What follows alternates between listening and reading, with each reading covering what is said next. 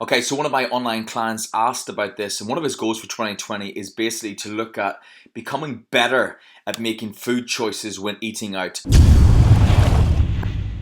And one of the first things I sent him from an awareness point of view is, do you have balance on the plate? Now, the easiest thing for you to think about when you're going to a restaurant and you're struggling to choose meals is when you look down at your actual meal choice, do you have balance on the plate with regard to protein, carbohydrate and vegetables? And if you can safely look at your plate and think you've got a lean protein source, some complex carbohydrates and some green veg at best, then you really won't go far wrong. And that should be your first port of call and a go-to guide, because really, if your plate has balance and you've got good protein, good carbohydrates and plenty of vegetables, that with regard to the balance of that meal, it's going to tick a lot of boxes for you nutritionally.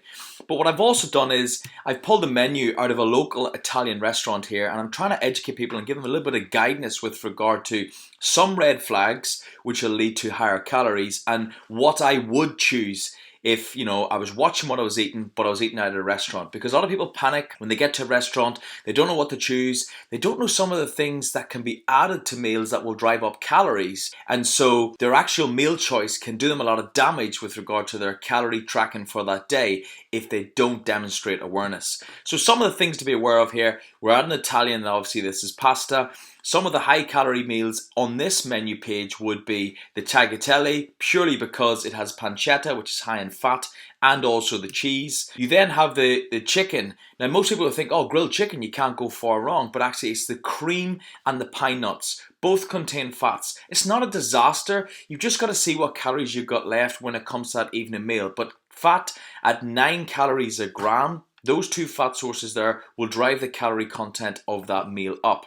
Another one here is the carbonara. It's probably one of the most calorific pasta dishes there is because it has cream, egg, and normally pancetta or bacon. Again, they're high-fat foods, not disastrous when incorporated and balanced across the diet, but if you choose that meal and you already have got high fat over the course of the day, or you've got very little calories to play with, then you're going to struggle. The best bet here is probably the gamberoni linguine, which is obviously the king prawns with pasta, and there's a little bit of courgette.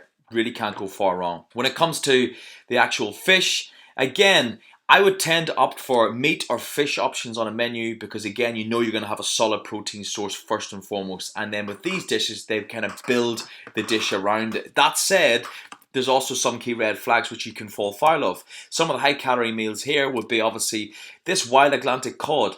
On paper it looks good, but when you add in the spicy sausage, there is definitely a calorie pitfall there. You then also have the salmon. Again, a lot of people opt for the salmon, but with the creamed potatoes, that's going to drive the calorie up overall. My option here would be go for the sea bass. You really can't go far wrong with that. You got garlic, parsley and lemon, and I'll talk about sides later on down the line where you can then add sides in as a means to providing that balance on the plate. Next we obviously have meat. High calorie content here with the meatballs because you can't guarantee the meat constitution or what percentage of fat mince they've used to make those meatballs. Secondly, obviously the chicken being breaded is going to add calories from the bread that comes from carbohydrate. You've also got mozzarella there, which is going to drive it up from fat calories coming from cheese. Again, breadcrumbs in the veal. So that's something to be aware of. My best bet option here, I'd probably go with the roast chicken breast. Now, whilst that does have some garlic cream and there's also carbohydrate in the gnocchi, you can choose to omit that. And let's not forget that all of these meals at restaurants can be tweaked. So it really depends on you and your calorie goals. This is not me telling you what you should eat. It's just hopefully drawing your attention to some of the red flags you will come across that can drive the calories up that you might not be aware of. And lastly, when it comes to sides, always a really good option. You can add sides to any dish, and this is an opportunity for you to add vegetables or carbohydrate if your meal doesn't come with that. Now, instantly, my 4 best options here would be the Tuscan cabbage. I'd also go for the tender stem broccoli with chili and garlic. You've then got here butternut squash with carrot, beetroot and red onion. Again, a fantastic seasonal mix. And lastly, you've got the gem lettuce with radish and rocket. So it's basically a small side salad. These would be my go-to options first and foremost, and you can always add these to your plate to get plenty of greens. So like I said, when we go back to the start, we have that balance on the plate. With regard to checklist, I need you to think about good quality lean protein source, some complex carbohydrates, some green veg.